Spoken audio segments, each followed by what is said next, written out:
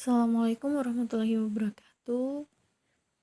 Perkenalkan kami dari kelompok 2 dengan anggota Zulfikar Abdul Latif, Yuki Intania Rosella, Relisa Dewi, Kristiana, Milenia Rafsanjani, dan Yohanes Elang. Pada kali ini kami akan mempresentasikan mengenai Project Based Learning pada mata kuliah Akuntansi Manajemen. Latar belakang UMKM dalam perkembangannya menjadi penggiat ekonomi yang sangat diminati masyarakat. Selain pasar yang masih terbuka lebar, UMKM menjadi pilihan masyarakat untuk terus produktif di masa pandemi saat ini. Selain itu, UMKM juga terus didorong oleh pemerintah dalam memajukan ekonomi masyarakat melalui berbagai kebijakan ekonomi di berbagai daerah.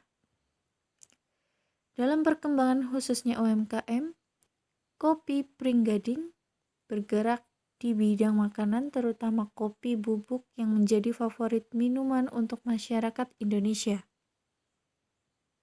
Dalam perkembangannya, Kopi Pringgading mengalami kesulitan dalam hal keuangan, mulai dari pembukuan, bahan baku, ongkos produksi, dan terutama permodalan. Hal ini menarik untuk dibahas dalam PBL kelompok kami.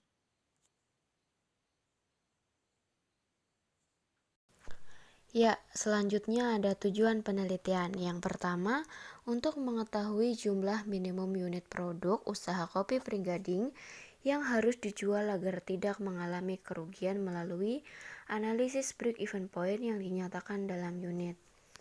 Yang kedua, untuk mengetahui jumlah minimum penjualan yang harus dilakukan pada usaha kopi Pringgading agar tidak mengalami kerugian melalui perhitungan break-even point yang dinyatakan dalam rupiah.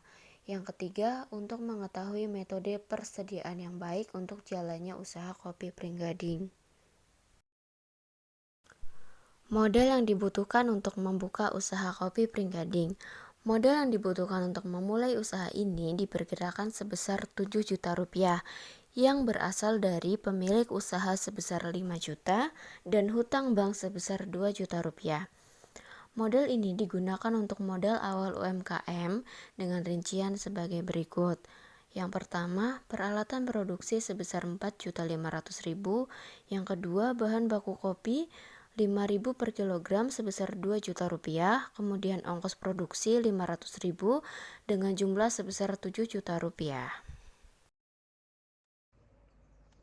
Selanjutnya adalah perhitungan BEP atau break even point adalah sebagai berikut.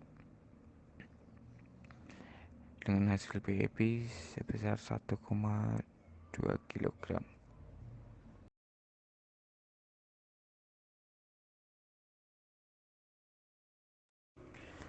Setelah proses analisis perhitungan break even point menggunakan pendekatan matematis dilakukan berdasarkan data diterima terhadap usaha kopi.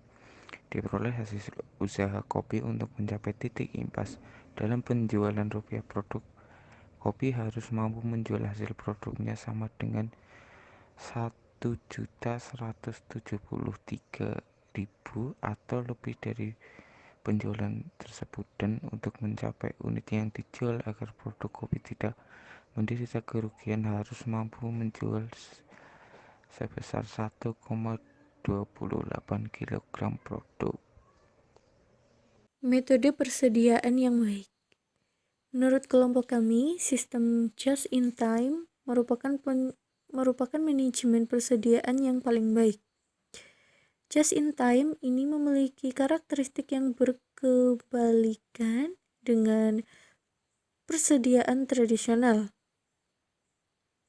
di mana dalam sistem ini perusahaan baru akan melakukan aktivitas produksi hanya jika ada permintaan pasar atau pelanggan yang sudah pasti. Jadi, aktivitas produksi dalam sistem ini ditarik atau pull oleh permintaan pasar. Kemudian kesimpulan. Berdasarkan analisis yang dilakukan dari kelompok kami, bahwa bisnis UMKM ini menguntungkan. Melihat dari modal awal, BEP produk, dan diperoleh hasil usaha kopi untuk mencapai titik impas dalam penjualan rupiah. Produk kopi harus mampu menjual hasil produknya sama dengan Rp1.173.000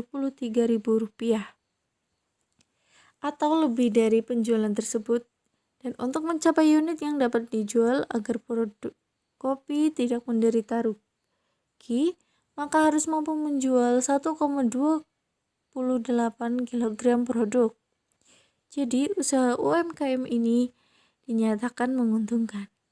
Terima kasih.